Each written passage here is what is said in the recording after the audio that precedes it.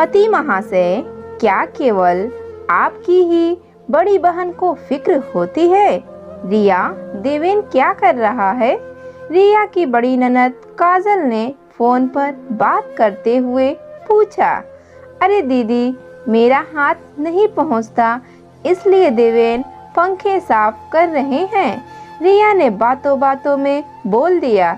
बोलते ही रिया को अपनी गलती का एहसास हो गया था।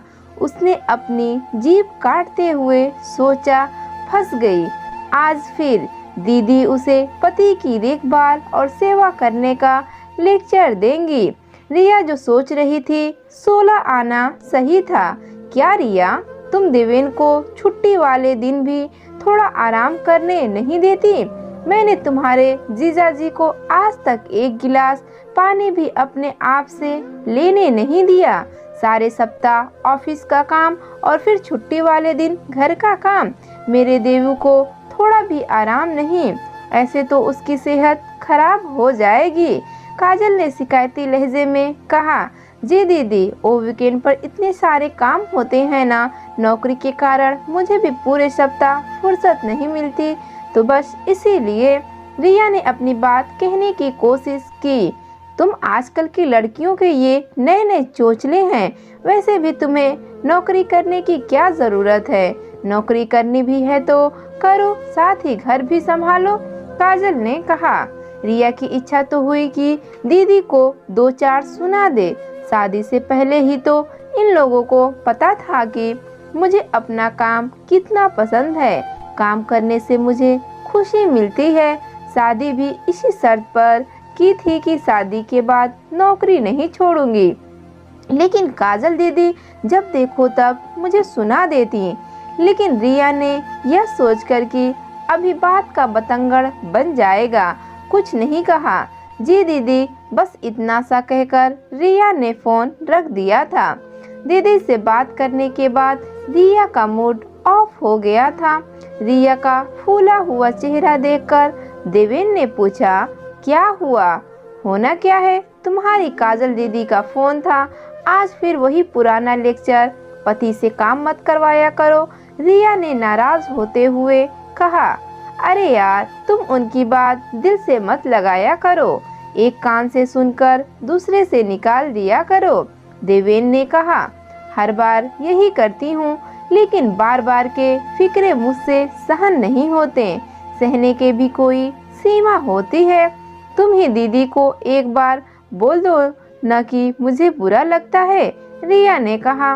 रिया, तुम जानती तो हो कि काजल दीदी मुझसे कितना प्यार करती हैं। दीदी को मेरी फिक्र है, इसलिए ऐसा बोलती हैं। तुम्हें फोन पर ही तो कहती हैं, दीदी को कुछ कहूँगा तो उन्हें बुरा लगेगा। देवेन ऐसा कहकर चले गए थे। क्या केवल लड़की के घर वालों को ही उसकी चिंता होती है? क्या मेरे घर वालों को मेरी चिंता नहीं होती है? रिया अभी भी अपने सोच के भंवर में घूम रही थी। रिया और देवेन एक कामकाजी युगल अपने परिवार से दूर मेट्रो सिटी में रह रहे थे। हर एक भारतीय पुरुष की तरह देवेन को भी घर के कामकाज करने का कोई अनुभव नहीं था और साथ ही उसने भी बचपन से यही सीखा और समझा था कि घर के कामकाज की पूरी जिम्मेदारी एक स्त्री की ही होती है। लेकिन अपने आसपास के युगलों को देखकर देवेन अब रिया की कुछ कामों में मदद कर देता था। देवेन द्वारा घर में एक पत्ता भी हिलाया जाना देवेन के घर वालों को नागवार गुजरता था। रिया के ससुराल वाले कभी फोन पर या जब कभी उनके पास रहने आते थे तो यह जता ही देते थे कि रिया एक अच्छी पत्नी नहीं है। देवेन द्वारा रिया के लिए कुछ भी न कहना रिया को अच्छा नहीं लगता था। आज भी ऐसा ही कुछ हुआ था।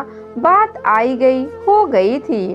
तभी एक दिन रिया की बड़ी बहन प्रिया का देवेन के पास फोन आया। हालचाल पूछने के बाद प्रिया ने कहा, देवेन जी, आपको बराबर से रिया की घर के कामकाज में मदद करनी चाहिए। रिया भी तो कंधे से कंधा मिलाकर घर के खर्चों को पूरा करने में आपकी मदद कर रही है। मेरी रिया ने तो कभी यहाँ अपने मायके में इतना काम नहीं किया था। अच्छे पति को अपनी पत्नी का पूरा सहयोग करना चाहिए। बेचारी कितनी कमजोर हो गई है, उसका अच्छे से ध्यान रखिए। जी दीदी। देवेन भी शर्मा शर्मी में कुछ बोल नहीं सका और उसके बाद प्रिया दीदी ने फोन रख दिया था। रात्रि वेला में देवेन जैसे ही घर में घुसा, रिया को देखते ही उसका गुस्सा फूट पड़ा। तुम्हारी दीदी को जरा भी तमीज नहीं है कि अपनी छोटी बहन के पति से कैसे बात करें।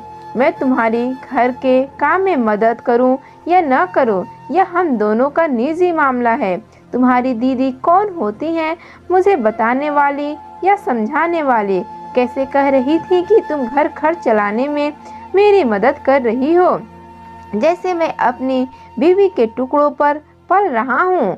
देवेन, दीदी मुझे बचपन से ही प्यार करती हैं, उन्हें मेरी फिक्र होती है, इसलिए ऐसे कह दिया होगा। एक कान से सुनकर दूसरे से निकाल दो, इतनी सी बात को दिल पर मत लो। रिया ने शांति से देवेन को उसी की भाषा में कहा। कैसे निकाल दूं? देवेन ने कहा। जैसे मैं काजल दीदी की बातें एक कान से सुनकर दूसरे से निकाल देती हूँ।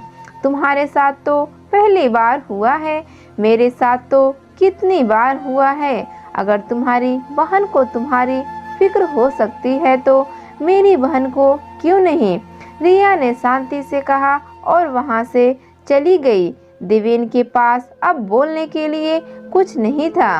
देवेन ने अपनी काजल दीदी को क्या कहा रिया नहीं जानती, लेकिन उस दिन के बाद से कम काजल दीदी ने तो रिया को अच्छी पत्नी के फर्ज याद दिलाने बंद कर दिए थे। कहानी अच्छी लगी तो वीडियो को लाइक, चैनल पर नए हैं तो चैनल को सब्सक्राइब करना ना भूलें। वीडियो देखने के लिए आपका बहुत बहुत धन्यवाद।